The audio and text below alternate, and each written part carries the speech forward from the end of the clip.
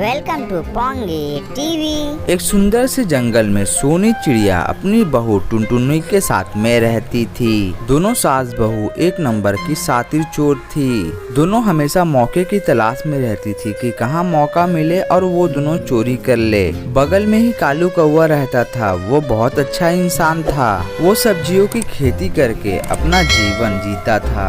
एक दिन दोनों सास बहू एक दूसरे से बातें कर रही थी। माँ जी, घर में सब्जियाँ खत्म हो गई है, क्यों ना हम दोनों कालू कौवा के खेत से सब्जियाँ चोरी कर ले। माँ जी, घर में थोड़ी भी सब्जियाँ नहीं है कुछ बनाने के लिए, लेकिन माँ जी उसके खेत से चोरी करना कोई मामूली बात नहीं है। वो दिन भर देखभाल करता है अपनी खेत की।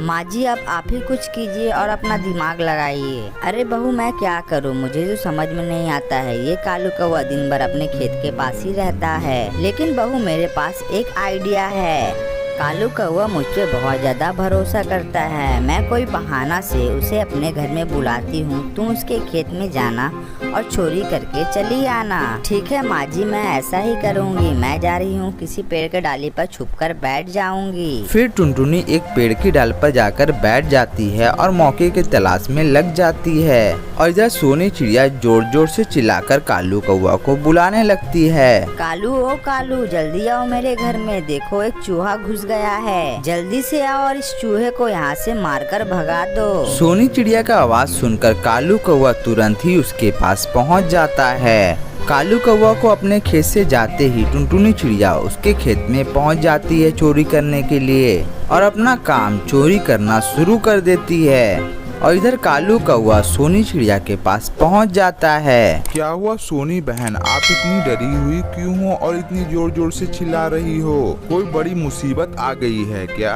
हाँ कालू भैया, मैंने अपने घर में एक बहुत बड़ा चूहा देखा अभी। मैं उसे देखकर बहुत ज्यादा डर गई थी, इसीलिए मैं तुम्हें बुलाने लगी। आप डरिए मत सोनी बहन, मैं आ गया हूँ ना। उस चूहे को मारकर घर से भगा दूंगा। फिर कालू कौवा सोनी चिड़िया के घर में चला जाता है चूहा को भगाने के लिए। फिर कालू कौवा चूहा को ढूंढने लगता है। वो पूरे घर में चूहे को ढूंढता है, लेकिन कहीं भी चूहा नहीं दिखाई देता है। फिर कालू कौवा सोनी चिड़िया से कहता है, सोनी बहन, अब डरने की कोई बात नहीं है। मैंने पूरे घर में उस चूहे को ढूंढा, लेकिन वो कहीं नहीं मिला।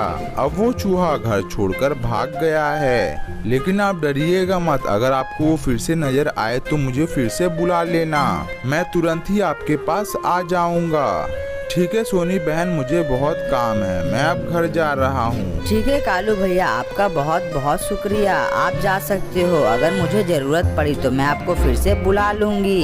ठीक है सोनी बहन, मैं जरूर आऊँगा। आप अपना ख्याल रखिएगा। मैं चलता हूँ। फिर कालू कौवा वहाँ से उड़ता उड़ता अपने घर चला जाता है। और इधर टुनटुनी पहले से ही सब सब्जियां चोरी करके अपने पास रख लेती है। और जब वो देखती है कालू कौवा अपने घर चला गया, वो भी अपने घर चली आती है। फिर टुनटुनी बहुत ही खुशी से अपनी सास से कहती है, माँ जी देखिए, मैंने कितनी हरी हरी सब्जियाँ चोरी करके कालू कौवा के खेत से लाई है। बहुत अच्छा काम किया बहू। लेकिन ये बताओ, कहीं कालू कौवा ने तुम्हें देख तो नहीं लिया ना? नहीं माँ जी, कालू कौवा ने मुझे नहीं देखा, लेकिन उसके बगीचे में बहुत हरी हरी सब्जियाँ हैं। माँ जी, ऐसे चोरी करने में बहुत ज्यादा मजा आता है।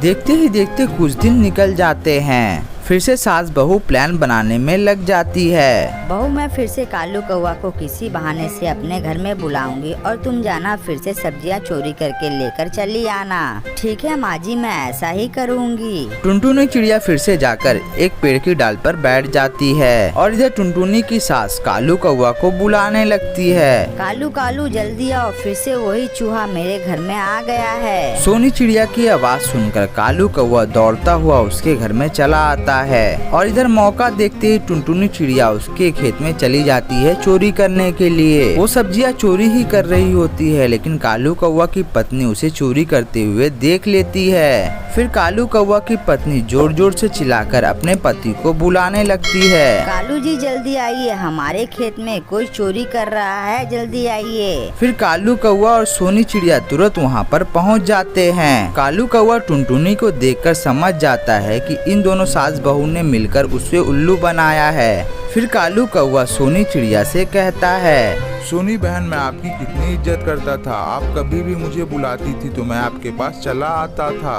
लेकिन आपने मेरे भरोसे को तोड़ा है। मैं आपको कभी माफ नहीं करूँगा। कालू कौवा की ये सब बातें सुनने के बाद दोनों सास बहू बहुत ज्यादा शर्मिंदा हो जाती है। कालू भैया मुझे माफ कर दो, अब हम दोनों ऐसा काम कभी नहीं करेंगे। अब हम दोनों चोरी करना छोड़ देंगे और खुशी से अपना जीवन जिएंगे। उसके बाद कालू कौवा भी उन दोनों सास बहू को माफ कर देता है और वो लोग खुशी खुशी रहने लगते हैं। और ये सुंदर सी कहानी यहीं पर समाप्त हो जाती है। तो दोस्तों, ये कहानी से हमें ये सीख मिलती है कि हमें किसी का भी विश्वास नहीं तोड़ना चाहिए और साथ में चोरी भी नहीं करनी चाहिए।